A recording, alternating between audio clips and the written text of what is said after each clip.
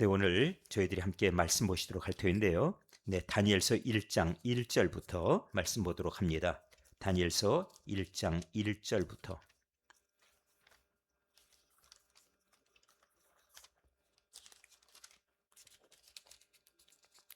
오늘 저희들이 먼저 1차로 1장 1절부터 저희가 한중간까지 말씀 보실 터인데,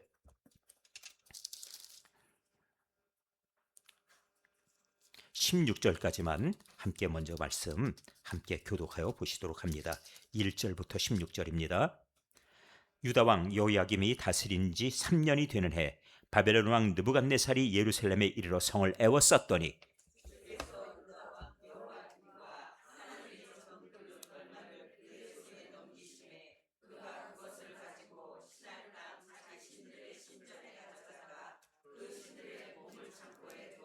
왕이 환관장 아스부나스에게 말하여 이스라엘 자손 중에서 왕족과 귀족 몇 사람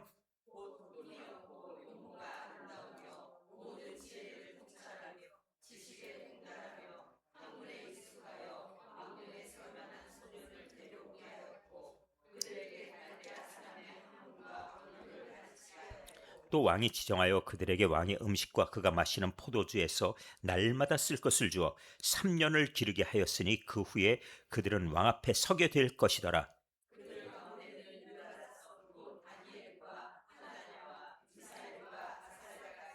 환관장이 그들의 이름을 고쳐 다니엘은 벨드사살이라 하고 하나냐는 사드락이라고 하고 미사엘은 메삭이라 하고 아세랴는 아벳느고라 하였더라.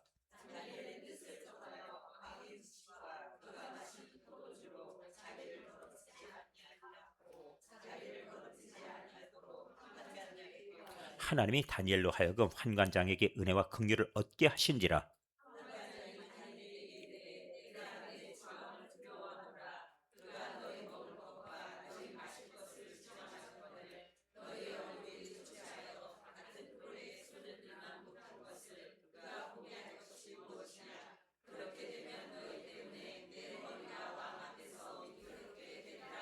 환관장이 다니엘과 하나냐와 미사엘과 아세랴를 감독하게 한 자에게 다니엘이 말하되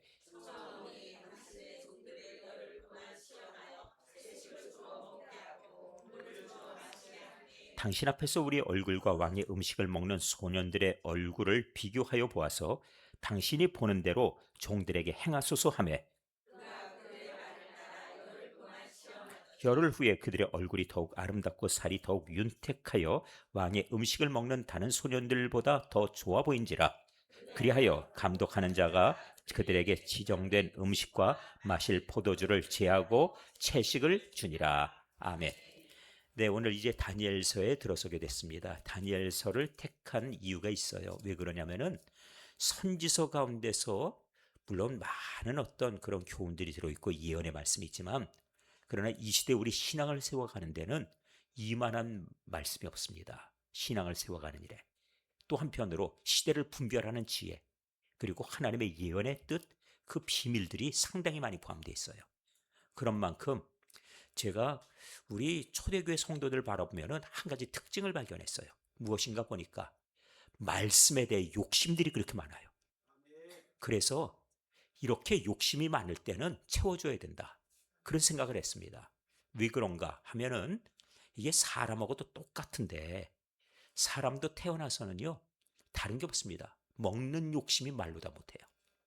만일 아기가 태어나서 먹는 욕심이 없다, 그러면 그 아기는 살지 죽을지예요. 본능적으로 아기는 무슨 욕심이 있어요? 태어나자마자부터 가르쳐주지 않아도 엄마 젖꼭지를 무느라고 참느라고 난리예요. 그럼 먹는 욕심이 대단합니다. 그런데 이것이 매우 유익해요. 생존에 유익하다는 뜻이죠.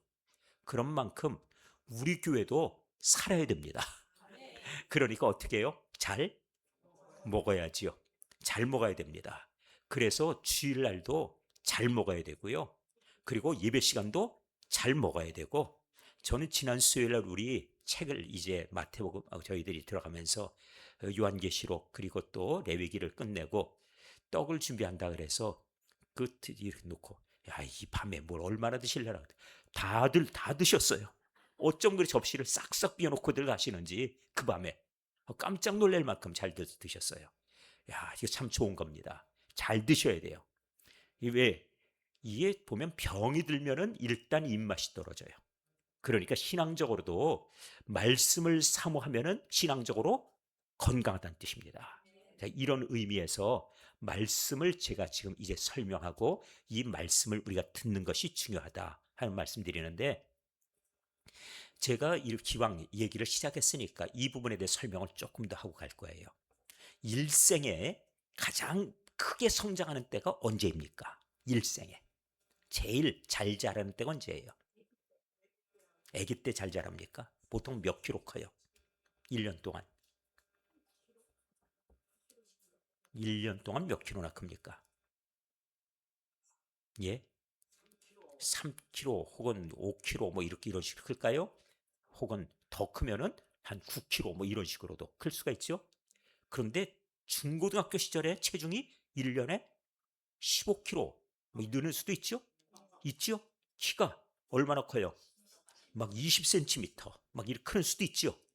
예, 그럴 수 있습니다. 그런데 불구하고 제일 크게 성장하는 때는 언제냐 하면은 태어나서 1년이에요. 아, 무슨 소리입니까? 그거 뭐 얼마나 체중 몇 킬로 자라고 키가 얼마나 큰다고? 그렇게 보시면 안 돼요. 내가 가지고 태어난 것이 몇 킬로냐? 보통 한 3킬로, 4킬로 그 사이에 일반적으로 그렇게 태어나죠. 그 아이가 보통 돌대 가지고 몇 킬로쯤 됩니까? 우리 아들은 돌 때 데려가서 재보니까 15kg. 그러니까 뭐 15kg 그러니까 의사 선생님이 이거 뭐 잘못했다고 다시 재우라고. 그 4kg 태어났는데 그 보통 이렇게 한 3배 빨리 잘 크면. 자, 생각해 보세요. 내 체중의 2배나 3배가 크는 때가 또 있습니까? 만일 그렇게 자란다면 이건 큰일 날 일이에요. 그렇지요? 내가 예를 들어 10kg인데 1년 지났더니 30kg 됐다 해보세요. 그럴 일은 없지요. 태어나서 딱 1년 사이에만 이런 일이 있어요. 태어나서. 자, 제가 이 말씀을 드리는 이유가 있습니다. 교회가 1년 동안에 벌써 해야 될 일이 있다면 그건 무엇이냐면은 잘 자랄 거면은 확 커야 돼요. 잘 크는 비결은 무엇입니까? 잘 먹는 것밖에 없습니다. 잘 먹고 잘 자고 그 다음번에 잘 소화시키고, 그렇지요? 그래서 아프지 말고 무럭무럭 커지면 돼요. 그리고 가끔 한 번씩 감기도 걸리고 한 번씩 가끔 아파주되 낫고 나서 쑥 크는 거, 그런 게 있지요. 그건 행동 발달이에요. 그러니까 제가 이 말씀 드리는 거는 우리 신앙생활에도 마찬가지로 이 초기에 말씀에 대해서 아주 확고하게 기초를 놔야 될 필요가 있다는 말씀이에요. 이 정도 제가 서론으로 말씀드리고, 우리의 신앙을 우리가 그래서 요한계시록 또 레위기 또 그 밖에 우리들이 받은 말씀들이 여러 가지가 있었죠. 그 말씀들 다 중요하게 받으셔야 돼요. 왜냐하면 신앙생활에 중심 잡아야 될 말씀들이니까요. 이제 시작하게 되는 마태복음이나 혹은 레위기나 이것들도 상당히 중요한 의미를 지니고 있는 말씀이고, 또 다니엘서 우리가 이제 시작하지만 이 말씀 속에서 우리 신앙생활의 중심들을 잘 잡아갈 수 있기를 바랍니다. 자, 이제 다니엘서 보도록 하죠. 유다 왕 여호야김이 다스린 지 몇 년? 3년 여호야김이라고 하는 왕이 즉위했어요. 그런데 이 왕이 즉위한 때, 그리고 이 시기가 언제인가면 느부갓네살이 왕이 되어서예요. 그 아버지가 왕위를 물려줬는데 그 아들이 무지하게 유능했어요.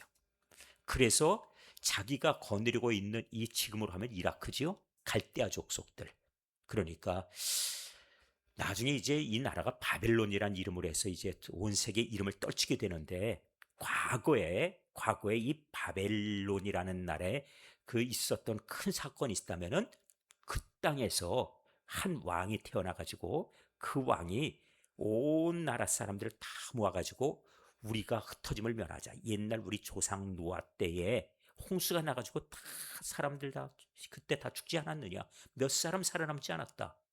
그러니 우리가 다시 비가 오면은 흩어짐을 면하자. 우리 이름 좀 내자. 그랬던 왕이 있어요. 니무롯이라는 왕이. 그가 그래서는 한 가지 사건을 벌이죠. 기억하십니까? 창세기 11장. 바벨탑이죠. 그 바벨탑을 쌓은 곳이 어디냐 하면은 신할 평지예요. 그 신할 평지가 어디 있는가 하면은 바벨론입니다. 그리고 바벨론이라는 나라는 예전에 탑을 쌓았던 그 이름 있지요? 하나님이 이름을 정해주셨죠? 혼잡하다, 혼란하게 했다. 이렇게 해서 바벨이라 하고 탑 이름을 지어주셨죠. 그 나라 이름이 무엇이요? 바벨론.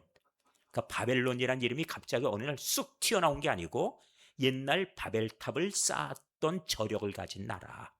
이렇게 보셔야 돼요. 그리고 지금도 그 바벨탑은 세계 7대 불가사의로 해서 엄청난 규모. 사람 손으로 이걸 지을 수 있었을까? 대단하다. 그런데 중간에 중단됐지만 불구하고 그런 탑을 쌓았다 하는 얘기예요. 그래서 오늘 도중에 저희들이 보시면은 이제 2절에도 그 지명하라가 나오는데 이제 그들이 와가지고 전리품을 뺏어가죠. 그리고 어디다가 그 전리품을 보관합니까? 신할 땅 자기들의 신전. 여기 신할이 나오네요. 그러니까 같은 지역이란 걸 아시겠죠?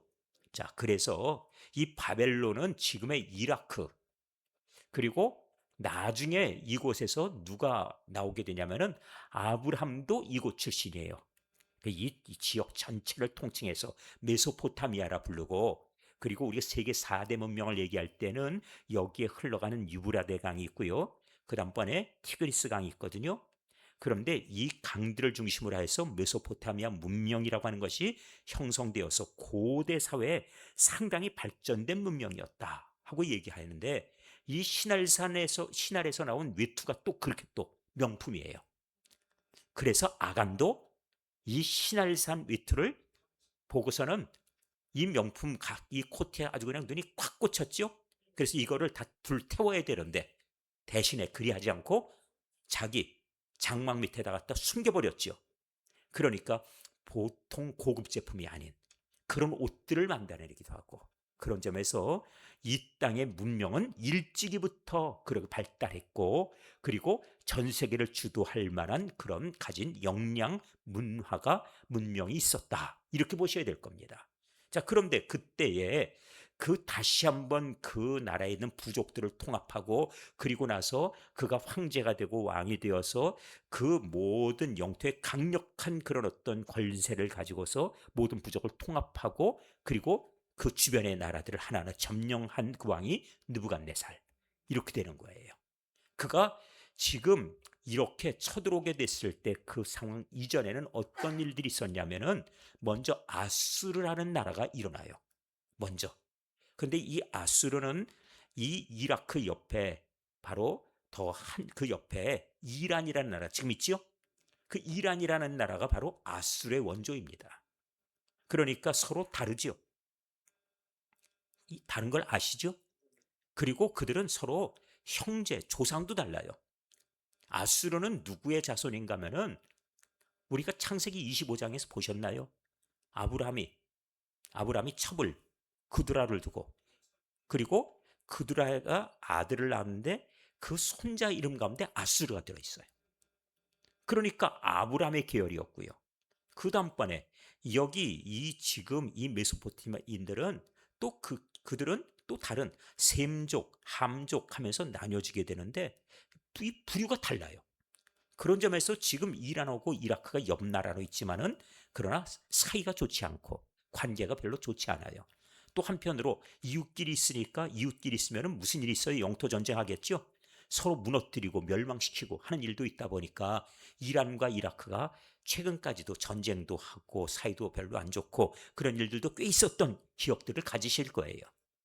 그런 점에서 우리가 페르시아나 아니면은 그 밖에 여기 바벨론 이런 나라들을 통해서 고대 역사가 지금 여기 함께 반영되는 그런 어떤 내용이 다니엘서를 통해 나옵니다. 자, 다시 말씀을 드릴게요. 먼저 아수르가 일어나서 그 사네립이라는 왕이 내려와서 북쪽 이스라엘을 멸망시켰어요. 그래 놓고 나서 그 다음번에 남쪽 이 땅도 함께 멸망시키고 싶어서 애를 썼는데, 그때에 하나님께서 히스기야의 기도를 들으시고 18만 6천 명의 군대가 하룻밤에 몰살당하고 사내립이 할 수 없이 퇴각해서 도망가죠. 다시 돌아갔죠. 거기서 죽임당해요. 그러다 보니까 아수르가 갑자기 가지고 있던 힘이, 왕이, 이 유능했던 왕이 죽어버리고 군대가 갑자기 원정 나갔다가 갑자기 몰살당하고 하는 와중에 이 바벨론이 일어나서 어떻게 해요? 이 아수르를, 이걸 멸망시켜버려요. 이것이 언제인가 하면 바로 이때입니다. 여호야긴 왕 때.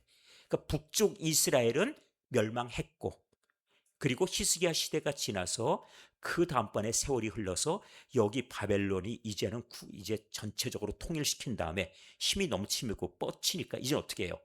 주변의 나라들을 점령해 나가지요. 그러니까 아수르가 이 갖고 아수르를 이걸 멸망시키고, 그리고 그 나라를 무너뜨리고 나니까 그 아수르가 갖고 있던 땅, 그리고 그들이 점령했던 땅들이 전부 누구 것이 될까요? 그렇죠. 바벨론의 것이 되어버렸죠. 아수르가 망하고 나니까. 그 북쪽 이스라엘까지 바벨론의 것이 됐는데, 이번에 바벨론이 새롭게 힘을 얻어서 일어나서 남쪽 유다를 침공해 들어온 겁니다. 자, 그래서 이제 아수르가 멸망되고 그 다음번에 이렇게 아수르 전체의 영토를 갖다 다 이제 바벨론이 그냥 속된 말로 접수했어요. 그리고 나니까 저 북이스라엘까지 이제는 전부 자기 것이 됐는데, 그 남쪽에 있는 유다가 요게 먹음직스럽겠죠? 상황이 이렇게 겁니다. 그런데 아무 이유 없이 대뜸 쫓아와가지고 콱 때려고, 그리고 이 땅 내놔, 이렇게 하기에는 조금 부담스러워요. 그러니까 뭐냐면, 우리가 이제는 우리가 강한 나라다, 우리한테 조공바쳐, 뭐 이런 식으로 관계를 정하자고 와요. 근데 말을 안 들으면 어떡합니까? 그러면 쳐들어와요. 쳐들어오는데 한 몫에 와가지고 멸망시키거나 그러진 않아요. 그 대신에 힘겨루기를 해가지고 땅 때려서 우리가 이겨버리면 그 다음번에 어떻게 해요? 말 안 듣는 왕 치워버리고, 그 다음번에 어떡합니까? 우리 말 들을 왕을 세워놓고 그렇게 하지요. 그리고 우리가 군대 일으켰으니까 너희는 비용을 내놔, 그렇게 합니다. 그래서 이제 우리가 이젠 아수르에 갖고 있던 모든 땅의 주인이 되었으니 이젠 너희도 우리 말을 들으라 하고서는 요구해요. 근데 말을 안 들으니까 이때 바로 오늘 본문 1절 유다 왕 여호야김 그때 3년에 바벨론의 느부갓네살이 1차 침공을 하게 됩니다. 이것이 언제냐? BC 605년도 일이에요. BC 605년. 이때 쳐들어와서, 그래서 한 일이 무엇인가요? 느부갓네살이 예루살렘까지 왔죠. 그 다음에 성을, 예루살렘을 에워싸고 포위했습니다. 그리고 그래 놓고 나서는, 자, 이제 우리한테 덤빌래 하고 계속해서 포위하고 꼼짝 못하게 만들죠. 스스로 항복하게 해요. 자, 그러면 항복하면은, 그럼 뭐 하냐면은, 그래, 우리가 이제 너희 말 안 들어서 군대를 여기까지 오게 만들었으니 비용을 내놔라. 그래서 들어가서 보물창고에 들어가서 뭘 할까요? 보물을 뺏어갑니다. 이게 첫 번째 하는 일이에요. 그래서 2절 주께서 유다 왕 요야김과 하나님의 전 그릇 얼마를 그의 손에 넘겨주셨어요. 자, 이것이 지금 그러니까 성전에 있던 금그릇 얼마가 그들에게 이제는 그 전쟁 비용으로 해서 뺏어가게 된 거지요. 그리고 그들의 보물 일부도 뺏어가게 됐어요. 1차. 그리고 이제 왕도 우리 말을 들으라 하고 약속해라 하고서는 돌아가는 거예요. 이거는 이럴 수밖에 없습니다. 이번에도 전쟁이 있었죠. 자, 그런데 미국하고 이스라엘이 지금 이란에 뭘 요구하고 있어요? 두 가지죠. 첫 번째는 너희 함부로 까불지 말고 너희 가지고 있는 무기, 세계를 향해 위협한다고 너희가 뽐내던 무기 없애라. 이게 핵이죠. 이게 첫 번째예요. 두 번째는 무엇인가요? 우리하고 관계를 어떻게 하자고요? 좋게 하자. 좋게 하자. 그러니까 쓸데없이 저 중국인이 뭐 이런 거 독재니 이런 거 하지 말고 우리하고 잘 지내자. 이렇게 두 가지를 제시해요. 그랬더니 말을 들어먹어요? 안 듣죠? 그럼 어떻게 해요? 때립니다. 그런데 때릴 때 너희 나라 멸망시켜야지. 그리고 때리든가요? 아, 그렇습니다. 이렇게 이거예요. 그러니까 힘을 과시하는 거예요. 1차 전쟁은 1차 전쟁은 너희 멸망시킬 거야 이런 쪽으로 가진 않아요. 그러니까 힘을 과시해서 힘의 우열을 확실하게 해서 우리 말 들을 거야 안 들을 거야. 그랬더니 이란에서 계속 뭐라고 그러고 있어요? 너희 말 우리가 못 듣겠다. 그러니 특별히 지금 이란에 지금 그 의사결정하는 걸 제가 보건대는 그 무슨 혁명수비대? 혁명수비대가 하는 것 같아요. 혁명수비대는 언제 만들어졌냐면 이건 이란의 군대가 아니에요. 이란의 군대가 아니고 1979년도 이슬람 혁명이 있었죠. 이슬람의 혁명을 지키는 사병들이에요. 그게 혁명수비대입니다. 그리고 그때 그 일을 이룬 호메이니가 이 혁명수비대를 위해서 나라의 기간 산업들이나 나라의 재정이나 적어도 40% 이상, 다시 말해 원유시설이나 이런 거 있잖아요. 그런 호르무즈의 관리 이런 것들, 돈이 들어오고 이런 그런 것들의 재원이 될 만한 것, 적어도 국가 재정의 40% 정도를 이 이슬람을 지켜라, 이슬람 혁명을 지켜내야 된다 하고서는 그들로 하여금 자체적으로 군대를 거느릴 수 있게, 이슬람의 혁명을 끝까지 지켜낼 수 있게, 완수할 수 있게 그 사병을 갖다, 이슬람의 사병들을 양성할 수 하고 키워낼 수 있도록, 유지할 수 있도록 그 재정을 갖다 주었다는 얘기예요. 그러니까 호르무즈가 누가 관리해요? 국가가 관리해요? 이 혁명수비대가 관리해요. 그들은 그러니까 자기들이 가진 생각이 일반인들하고 달라요. 그래서 국민들하고 차원이 다른 판단하지요. 국민들하고 지금 정서가 다른 것도 많이 있죠.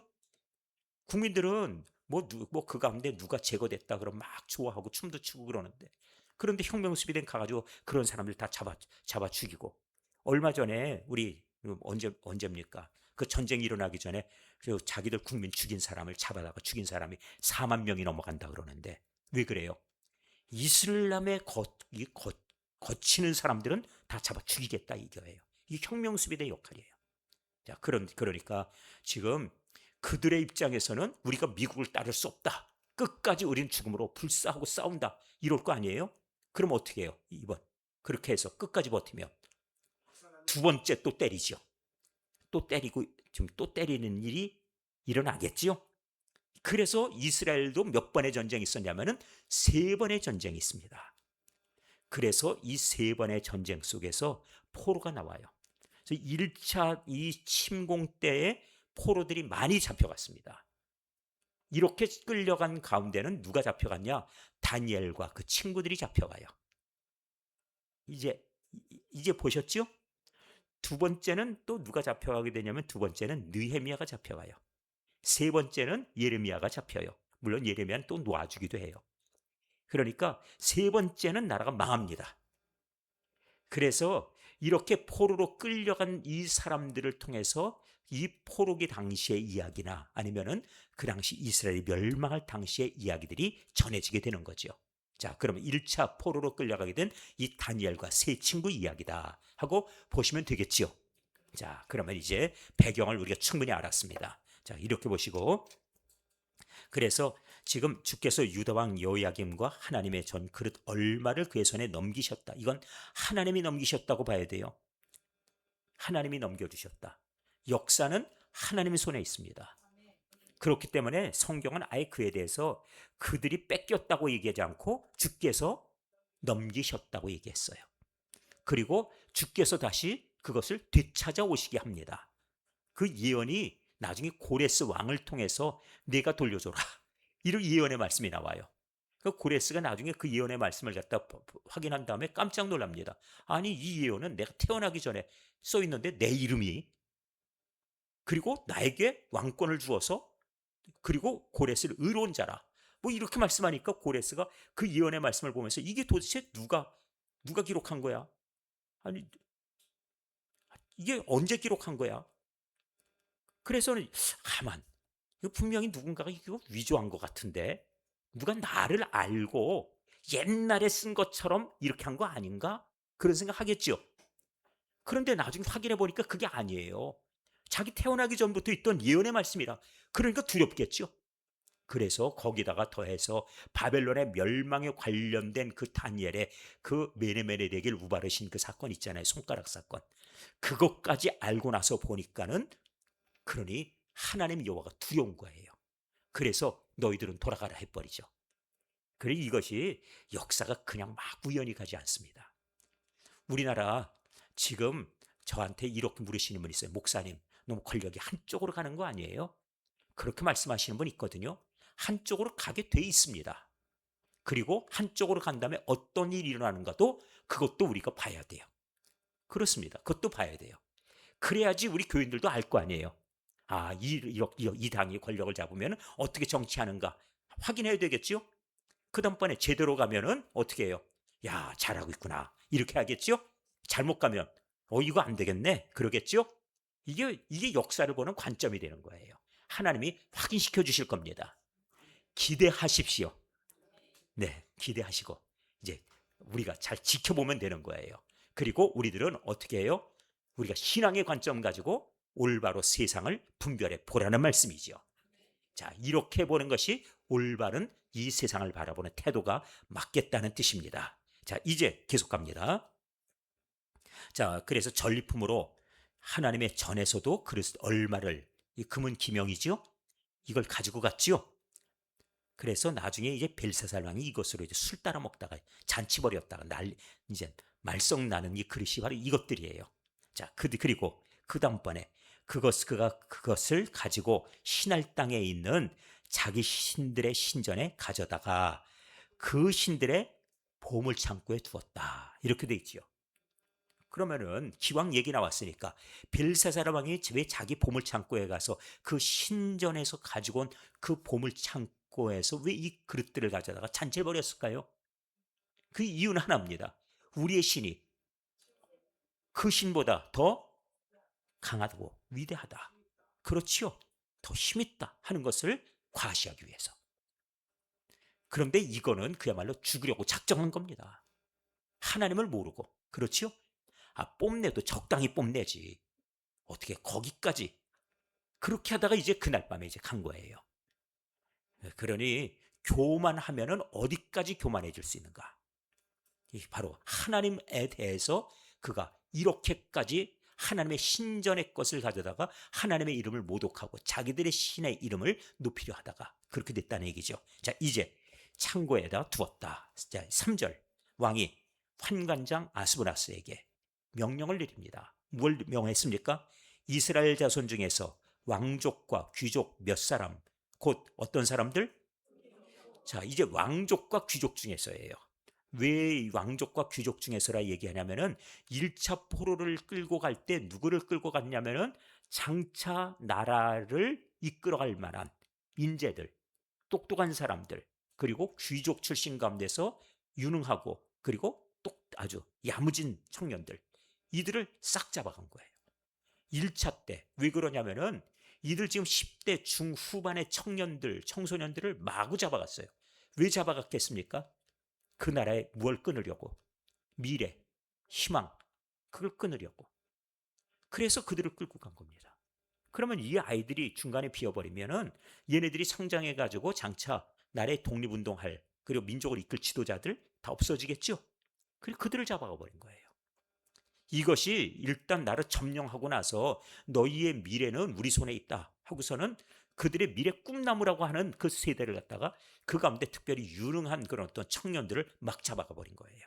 자, 그래서 그들 중에서 왕족과 귀족 몇 사람 곧 흠이 없고 또 용모가 아름다우며 또 모든 지혜를 통찰하며 지식에 통달하며 학문에 익숙하여 왕궁에 설만한 소년을 데려오게 하였고, 그러니까 똑똑하고 유능한 인재들 중에 선발하라는 얘기죠. 그래서 그들 중에서 지금 유대인들 중에 이렇게 똑똑한 인물들이 꽤 많습니다. 꽤 많습니다. 유대인들은 특별히 더 그래요. 정말 세상에 알지 못하는 지에 통달한 사람 같은 그런 일들 많이 해요. 지금 전 이 세상에 제가 보면서 깜짝 놀란 그런 일들이 있어요. 여러분도 혹시 유대인 중에 로스차일드 가문이라고 들어보셨나요? 로스차일드 가문 들어보셨어요?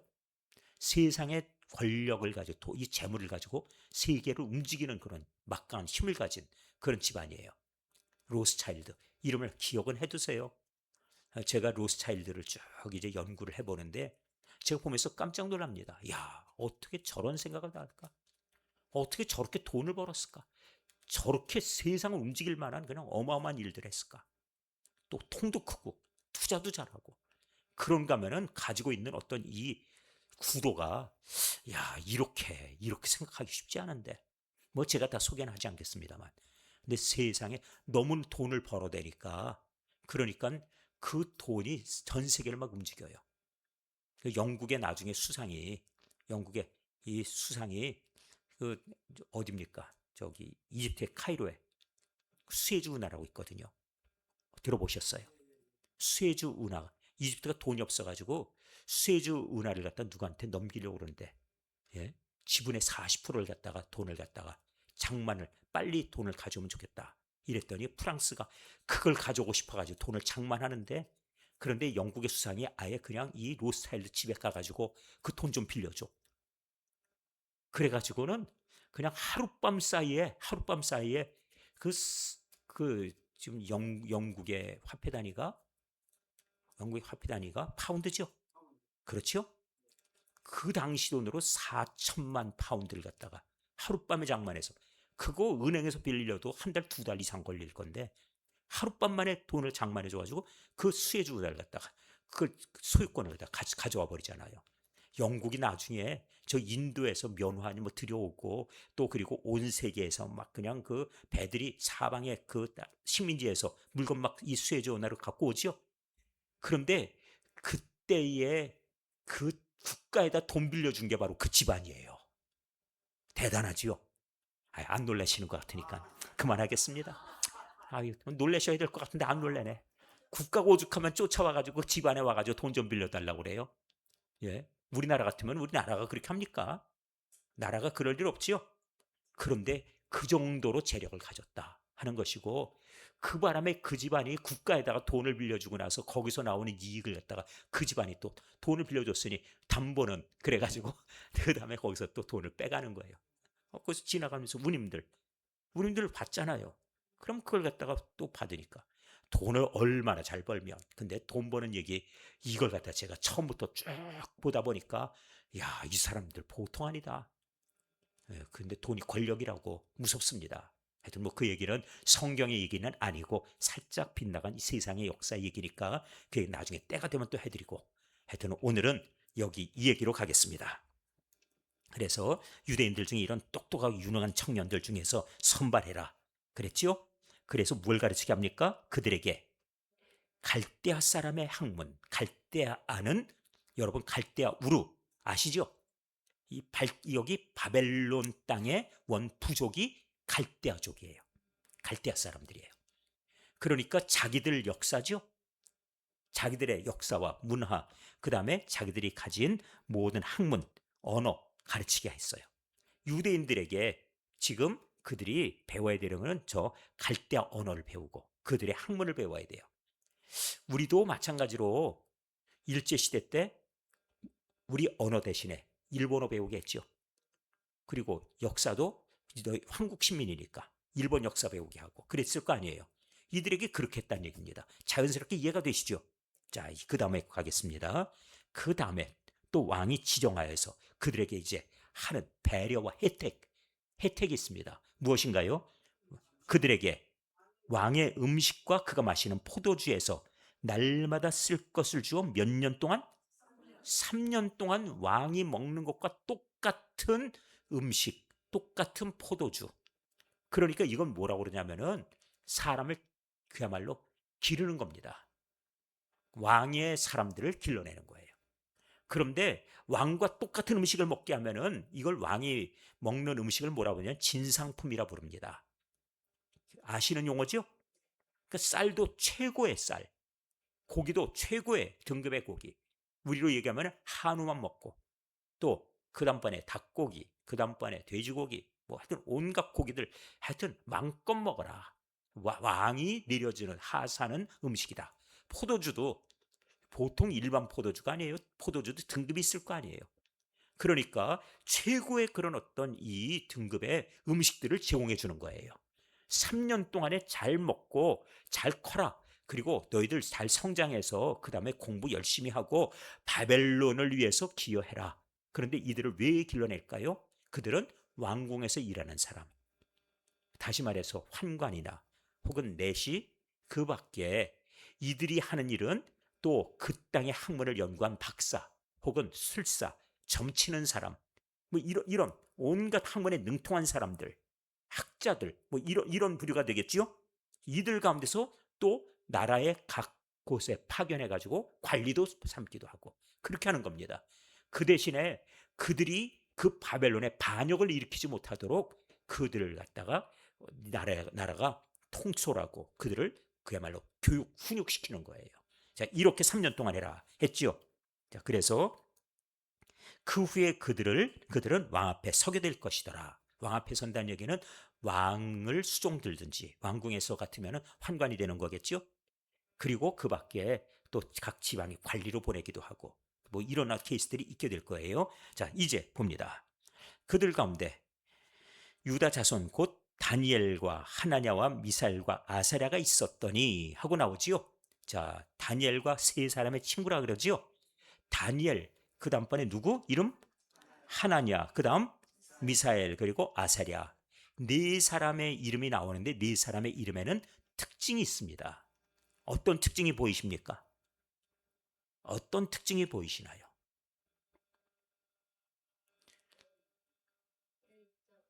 L자가 많이 보입니까? 잘 찾으셨어요. L자는 하나님입니다. 또 보이는 글자가 있습니까? 야자입니다. 야자는 여호와입니다. 다시 말씀을 드릴게요. 신앙 고백이 들어있어요. 신앙 고백이. 다시 말해 여러분 엘리 제사장 아세요?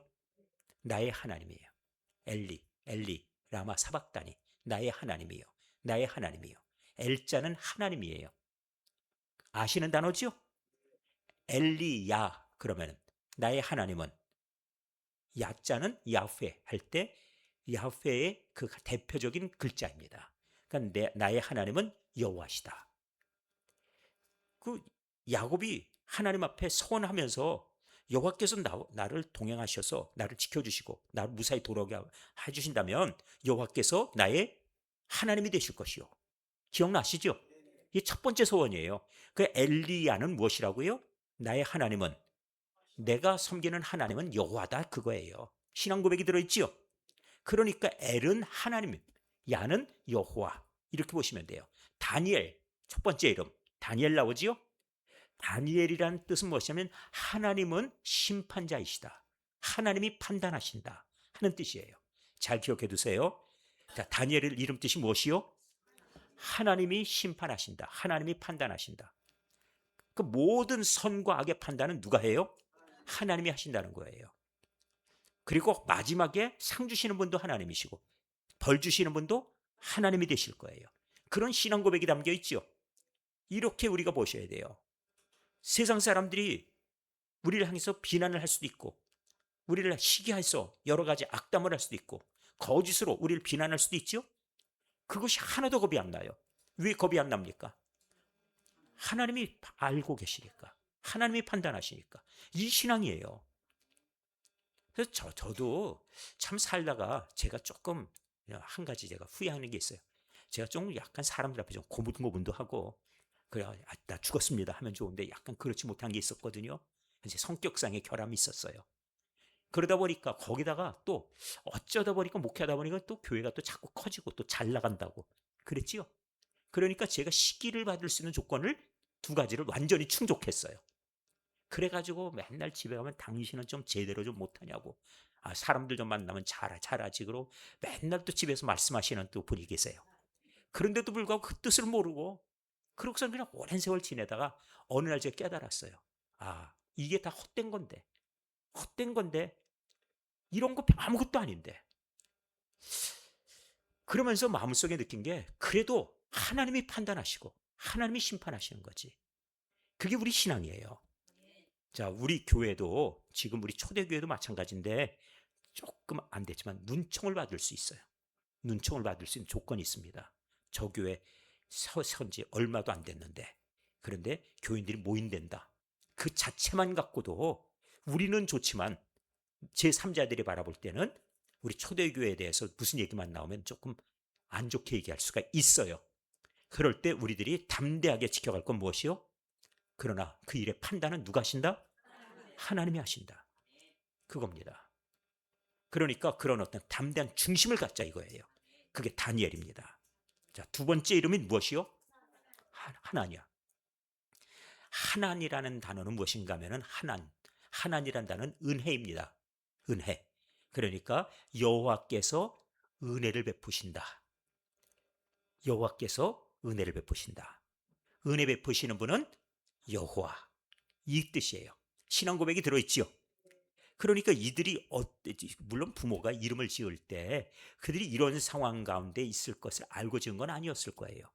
그런데 어쩌다가 이렇게 바벨론이 쳐들어와 가지고 포로로 끌어가는 가운데 지금 20대 청소년들을 다 지금 잡아 끌고 가버렸는데 이들이 은혜를 입습니다.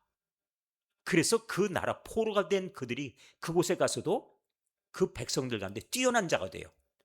그러니까 신앙 고백으로 이름을 지어줬더니 그들이 여호와께서 그들에게 은혜를 베푸시는 것을 봅니다. 다니엘이 담대한 신앙을 가진 것도 그 이름 가운데 들어있는 신앙 고백 뜻이죠. 여호와께서 심판하시니 그거 두려워하지 않고 그들이 우리를 죽인다고 그러고 뭐 사자굴에 던진다고 그래도 하나님께 내 기도하는 일을 나 절대 쉬지 못하겠다. 그 신앙이 들어있지요. 자, 그 다음에 세 번째 이름으로 갑니다. 세 번째 무엇인가요? 미사엘이죠. 미자라고 하는 이 글자는 누가입니다. 누가 미사엘. 누가 하나님과 같은가? 누가 하나님과 같은 존재일까? 하나님 같은 분은 없다는 거예요. 그러니까 확고한 신앙 고백이 들어있지요. 미사엘. 누가 하나님과 같은 존재일까? 자, 마지막에 또 한 사람이 있어요. 아사랴. 이 아사랴라는 단어는요, 아자르라는 단어는 도움입니다. 그런데 아자르야예요. 아자르야. 그래서 아사랴가 되는 겁니다. 붙여서. 그러니까 여호와께서 나의 도움이 되신다. 그 뜻이에요. 자, 이제 이름 뜻을 의미는 알겠지요? 뭐 굳이 뭐 그 이름을 갖다가 꼭 기억하고 있으라 그 뜻은 아니지만 그러나 의미가 신앙의 고백이 들어있다 하는 것만은 기억을 하시면 좋겠어요. 자, 이렇게 하고 이렇게 이름을 가지고 있는 사람 네 사람이 이제 그들 가운데 선발이 됐어요. 그 뽑힌 가운데 네 사람도 뽑혔습니다. 그런데 환관장 아스고나스가 그들의 이름을 고쳐주죠. 그래서 다니엘을 이름을 무엇이라고 고쳐줬나요? 벨드사살. 하나냐는 사드락. 그 다음에 미사엘은 메삭. 그 다음번에 아세라는 아벳느고. 그런데 우리가 사드락, 메삭, 아벳느고는 잘 기억하는데 오히려 그들이 원래 가지고 있던 그 이름들, 그 원 이름들 여기 하나냐, 미사엘, 아사랴 이름은 우리가 잘 안 불러요. 원 이름은 이 이름입니다. 왜 그러냐면은 그들을 지금 부를 때 성경이 나중에 사드락, 메삭, 아벳느고의 이름을 그들이 고쳐주고 그렇게 이름을 부른 것이 기록되어 있으니까. 그러다 보니까 그 고쳐진 이름이 많이 불려지죠. 그런데 이상합니다. 다니엘은 이름이 고쳐졌지요. 근데 성경에서 벨드사사라 하고 부릅니까? 다니엘 하고 불러요. 왜 그러냐면 다니엘의 신앙, 그 신앙이 그 바벨론에 가지고 있는 그들의 가진 종교 어떤 것을 이겨냈기 때문에 그래요. 어떤 것보다도 강했기 때문에. 다시 말해서 그들의 법이 여호와라는 신에게 만일 기도하면 죽인다 그랬는데 그런데 다니엘의 신이 여호와께서 어떻게 했어요? 사자굴에서 이 사자의 입을 묶어버리고 그들의 발을 갖다가 그냥 꽉 묶어버렸네요. 그렇게 돼버렸죠? 그러니까 왕이 와가지고 다리오 왕이 뭐랍니까? 다니엘아, 너의 사시는 너의 하나님 여호와가 너를 구하셨느냐? 그렇지요? 과연 구하셨느냐고 물어봐요. 그걸 바라보니까 다니엘아 하고 불러요. 그러니까 그들의 여기 지금 이 보쳐준 이름들은 예를 들어 벨 신은 이 여기 메소포타미아 지역의 가장 큰 신이에요. 벨신. 아주 자주 등장합니다. 그러니까 벨드사살. 그러니까 너를 지키는 자는 벨신이다. 이런 식으로 그들이 이름을 막 바꿔주는데 불구하고 그런데 불구하고 그 이름들이 의미가 없어요. 왜냐하면 진짜 도움의 신은 벨이 아니라 여호와이시기 때문에 하나님이 심판하시기 때문에 그래서 이름으로 승리하는 겁니다. 자, 다시 말씀을 드릴게요. 우리들이 세상 살아가면서 세상의 환경으로 놓고 볼 때 이들은 지금 포로예요. 그리고 왕의 명령에 따를 수밖에 없어요. 그런데 그들 이름을 바꿔줬는데 그들이 하는 일 8절을 가보시죠. 8절. 8절 보시면, 자, 우리 같이 8절 읽습니다. 시작.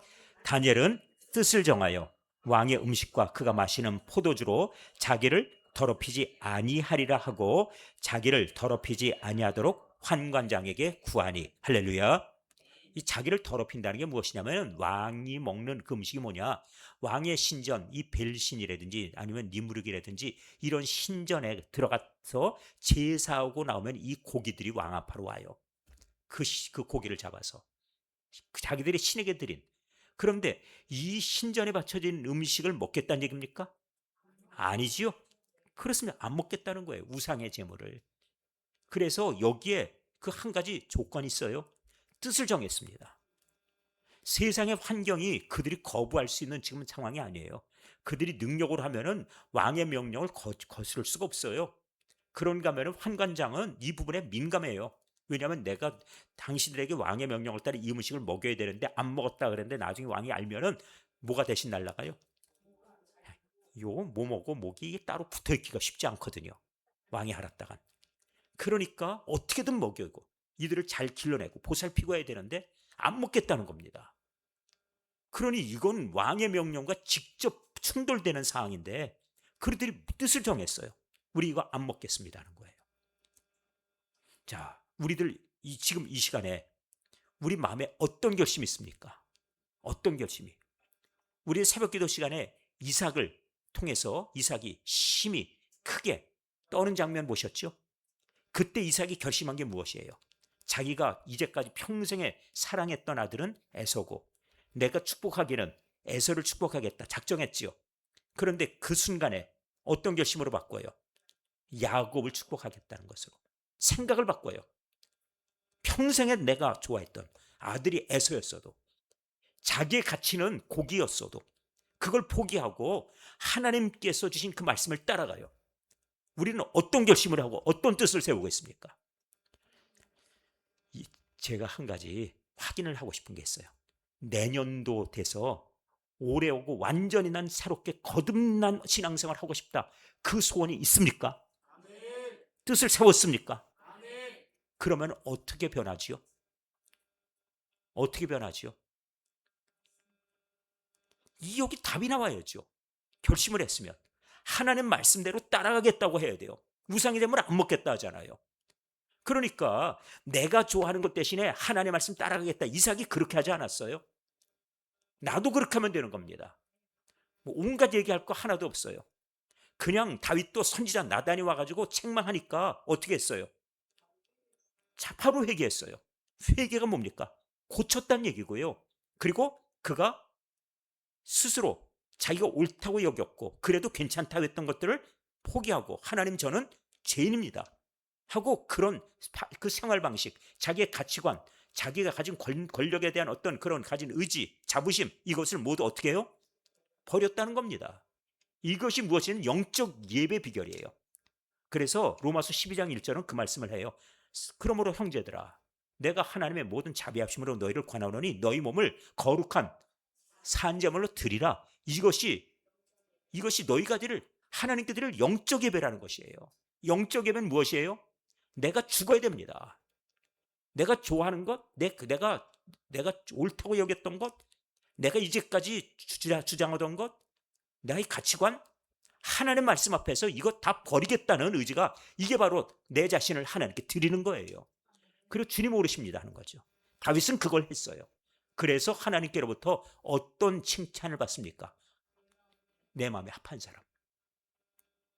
내 마음에 합했다는 얘기는 하나님 말씀에 따라가는 사람으로서 그가 새로워졌다는 얘기예요. 자, 그런 점에서 하나님 이것만은 못해요 하던 것도 있습니까? 그거 하나님 앞에서가 아무것도 아닙니다. 다 내려놓으시면 그것이 바로 우리가 영적 예배자가 되는 비결이에요. 이걸 붙드시면 됩니다. 자, 그러면 이제 또 보겠습니다. 자, 그들이 뜻을 정했죠. 우리는 자기를 더럽히지 않겠습니다. 우상의 제물로 먹지 않겠다는 결심이죠. 그래서 환관장에 얘기했더니 하나님께서 또 하신 일이 있어요. 무엇인가요? 다니엘로 하여금 환관장에게 은혜와 긍휼을 얻게 하셨어요. 그러니까 이들의 말을 들어주고도 오히려 왕으로부터 칭찬받을 수 있도록 해주신 겁니다. 그게 무엇인가요? 환관장이 다니엘에게 말합니다. 내가 내 주 왕을 내가 두려워하고 있다. 그가 너희 먹을 것 마실 것을 지정해 주었는데 너희 얼굴이 초췌하고 또 같은 또래 소년들만도 못한다면 그가 보게 될 것 아니냐. 그러면 그때 가서 너희 때문에 내 머리가 왕 앞에서 내가 내 몸에 달려있게 생겼느냐. 위태롭게 될 거다. 그 얘기하고 있죠. 이제 현대어로 번역해 드렸어요. 내 머리가 달려있겠느냐. 자, 그렇게 묻습니다. 그랬더니 이렇게 묻는데 11절 환관장의 다니엘과 하나냐와 미사엘과 아사를 감독하게 한 자에게 자 다니엘이 말합니다. 자 그에게 다시 다니엘이 말하죠. 우리 이제 그 환관장 바로 밑에 사람이에요. 그래서 자기들 직접 관리하는 그래서 올라가서 환관장에게 얘기 올라가게 되겠죠. 그래서 직접 그 자기를 관리하는 감독자에게 말합니다. 청합니다. 당신의 종들을 열흘 동안만 시험해 주세요. 그래서 채식을 주어 먹게 하고 물을 주어서 포도주 대신 물 주세요. 이거 마신 다음에 당신 앞에서 우리 얼굴이 만일 초췌하다면 우리 얼굴과 왕의 음식을 먹는 그 소년들의 얼굴을 비교해 보십시오. 비교해서 우리가 만일 당신들이 생각하기에 우리들이 몸이 체력이 떨어지거나 얼굴이 초췌하거나 고기 안 먹어서 문제가 생긴다면 그땐 우리가 먹겠습니다. 단 며칠간만 시험해 달라고요? 열흘간만. 자, 그러면 열흘 동안이면은 이렇게 몸에 표시가 날 만큼 기간인가요? 제가 보건대는 아닐 것 같은데. 그런데 이 열흘 동안에 하나님 표시가 나게 해주셨어요. 자, 보시죠. 그가 그들의 말을 따라 열흘 동안 시험하더니 열흘 후에 자, 그들의 얼굴이 자, 이거는 다니엘의 친구들이죠. 그 얼굴이 더욱 아름답고 그 다음에 살이 더욱 윤택하여 그래서 반짝반짝 K-뷰티가 일어나게 된 겁니다. 네, 이렇게 됐어요. 그래가지고 얼굴이 반짝반짝 윤택하게 됐다. 왕의 음식을 먹는 다른 소년들보다 더 얼굴이 좋아져 보인 겁니다. 얼굴이 막 그냥 포동포동하니 살이 오르고 그리고 체력도 좋고 막 온갖 시험 다 해보니까 이렇게 됐어요. 그러니까 할 말 있나요? 할 말이 없죠. 그래서 16절 그리하여 감독하는 자가 그들에게 어찌했습니까? 지정된 음식과 맛이 포도주를 제하고 채식을 주니라. 세상의 이 지역은 달라요. 단백질 섭취해야 되고 고기 먹으면 체력이 좋아지고 특별히 청소년기엔 잘 먹어야 돼. 뭐 이랬을 터인데 그것도 하나님께서 은혜를 주어서 이렇게 하더라는 거죠. 자, 그러니까 우리들 생각하기에 세상의 방식, 세상의 순리라는 게 있어요. 그러나 하나님의 은혜는 이걸 뛰어넘어가는 겁니다. 이거 기억하시면 돼요. 저는 세상의 방식을 잘 알아요. 그런데 그것들을 추구하고 살면 나중에 인생에 남는 건 후회입니다. 우리 교회가 가야 될 방향을 알아요. 그 방향은 무엇인가? 보통 그렇습니다. 보통 교회 잘 짓고 그 다음번에 또 화려하게 장식 잘하고 그렇게 하면 좋아할 것 같죠? 그걸 추구한 종교가 있어요. 가톨릭. 천주교의 성당 보세요.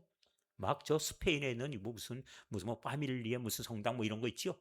몇 년 동안 지어요? 140년 지어. 그 돈이 얼마가 들어가? 그 장식은 어떡하고 뭐 거기에 있는 뭐 스테인드 글라스가 어떻고 거기에 뭐 금으로 막 그냥 막 도금해 놓고 막 하죠. 자, 그렇게 해가지고 그리고 멋지게 지어놨다. 우리 교회도 그런 식으로 짓는다. 자, 하나님께서 이걸 뭐라고 여기시겠어요? 그거 아니라는 겁니다. 그거 아니에요. 우리가 그렇게까지 우리 교회를 장식하고 그런 식으로 건축하고 그 꿈에도 생각하지 마세요. 우리가 바라는 건 그것이 아니라 하나님 말씀 가운데 굳건히 서 있는 교회입니다. 자, 방향 분명하지요? 그러니까 사람 눈에 좋아 보이는 교회, 사람 눈에 화려한 교회, 사람이 바라보고 감탄하고 그리고 야 좋다. 사람이 좋아하는 교회 대신에 누가 좋아하는 교회? 하나님이 좋아하시는 교회, 하나님이 기뻐하시는 교회. 이거 만드는 것 그것 때문에 종교개혁이 있었어요. 그러니까 우리가 마찬가지로 때때로 우리 성지순례 가서 유럽도 가보고 그렇게 했는데 유럽에 가보면 다 교회들 다 있어요. 성당들. 거기 가서 그 부러울 거 하나도 없습니다. 저는 거기에 들어가가지고 한 번도 감동을 받아본 적이 없어요. 왜? 그 화려함은 하나님의 영광을 오히려 가리고 있다고 생각이 들기 때문에 그래요. 그것이 인간의 눈을 가리고 있다 하는 그 생각 때문에.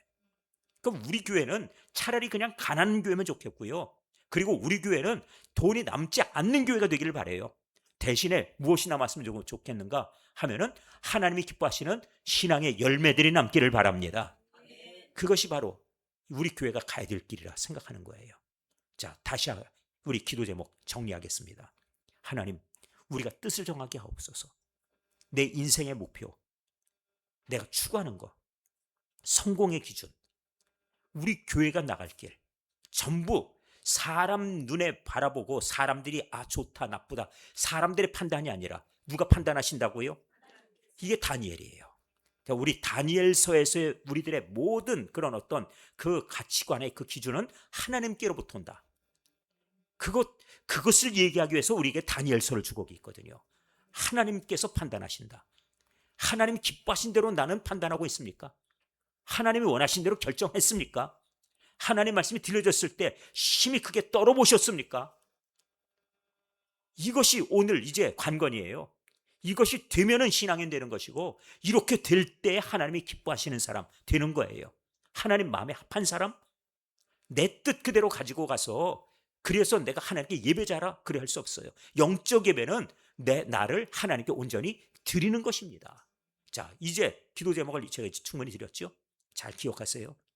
우리 교회, 내 자신의 삶, 우리 가정, 마음속에 누가 기뻐한다고요? 기도할 때 그렇게 지금 기도하실까 모르겠네요. 지금 대답하는 거 보니까. 다시 한번 하겠습니다. 자, 누가 기뻐하는 교회? 나는 누가 기뻐하는 삶? 하나님이 기뻐하는 삶. 자, 이걸 위해서 판단하고 그리고 방향을 정하시라는 얘기예요. 혹시라도 인간관계가 깨져 있는데 그걸 그대로 방치하고 있어요? 하나님이 기뻐하세요? 기뻐하시지 않는 증거가 뭐예요? 기도가 막히죠.